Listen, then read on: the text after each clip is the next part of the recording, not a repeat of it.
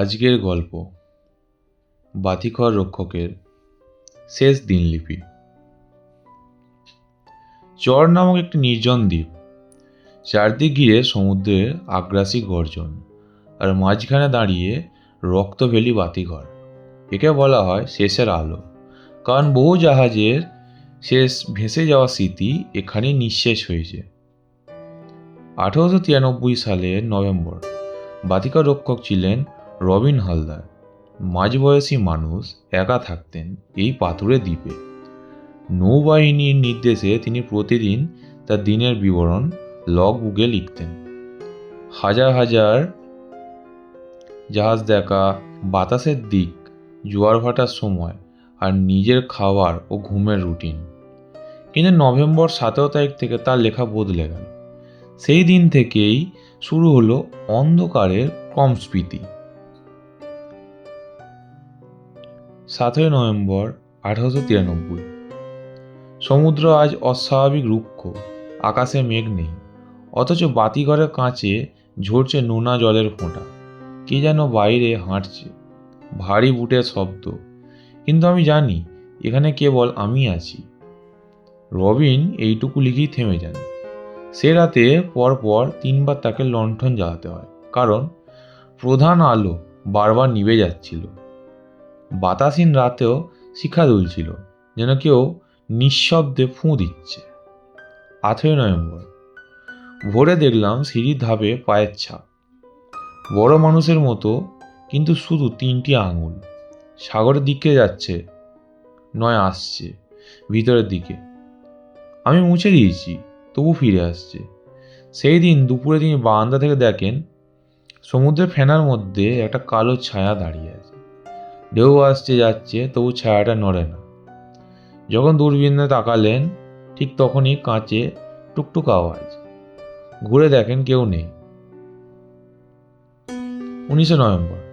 লগবুকে কালি ছোপ ছোপ, হাত কাঁপা অক্ষরে লেখা। কে এখানে মাছ ধরছে? কাকে বলবো? আজ গভীর রাতে দরজার বাইরে কণ্ঠ শুনেছি। আমার নিজের নাম ধরে ডাকছে, 1 বার, 2 বার, তারপর ফিস ফিস। বাতি নিভিয়ে দে। আমি জানি ওটা মানুষ নয়। 20 নভেম্বর।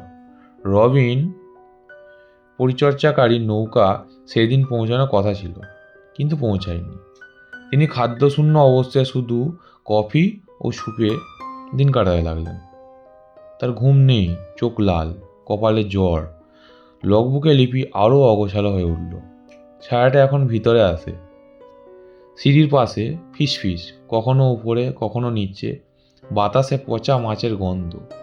আমি আলো জ্বালিয়ে বসে আছি, তবু মনে হয় আলোটা ওর চোখেই পড়ে। 21 নভেম্বর। সেই দিন সকাল থেকে গর্জে উঠেছিল সমুদ্র, ঝড়ের আগাম সংকেত। রবিন লিখলেন, অদ্ভুত বিষয়, ঝড় আসছে, তবু বাতিঘরের আলো নিজে থেকেই জ্বলে উঠছে। আমি স্পর্শ করিনি। আলোর রঙও আজ সাদা নয়, নীলচে। জলভূমির আলো, আর সেই কণ্ঠ আজ ঢেউয়ের গর্জনের মতোই শুনেছি। অতল থেকে এসো। সেই রাত্রেই শেষ এন্ট্রি। 22 নভেম্বর 1893। ঘন্টা বাজছে, আমি নামছি নিচে। কেউ দরজায়। যদি আমার দিনলিপি কেউ পায়, জানো ও এখনো এখানে আছে, সমুদ্রের নিচে নয়, বাতিঘরের ভেতরেই। তারপর কয়েকটা আঁকিবুকি আর কিছু অস্পষ্ট দাগ, হাতের হয়তো রক্ত। যখন সাহায্যকারী নৌকা 25 নভেম্বর রক্তভেলির কাছে পৌঁছায়, তারা বাতিঘরটিকে জ্বলতে দেখেছিল, কিন্তু বাইরে থেকে ভেতর থেকে কেউ সাড়া দেয়নি। দরজা খোলায় ঘরের ভিতর থেকে খাবারের পাত্র, টেবিলে এখনো উষ্ণ। লগবুক খোলা 22 নভেম্বরের পাতায়। শিশির শেষে দেখা গেল একটা লণ্ঠন জ্বলছে।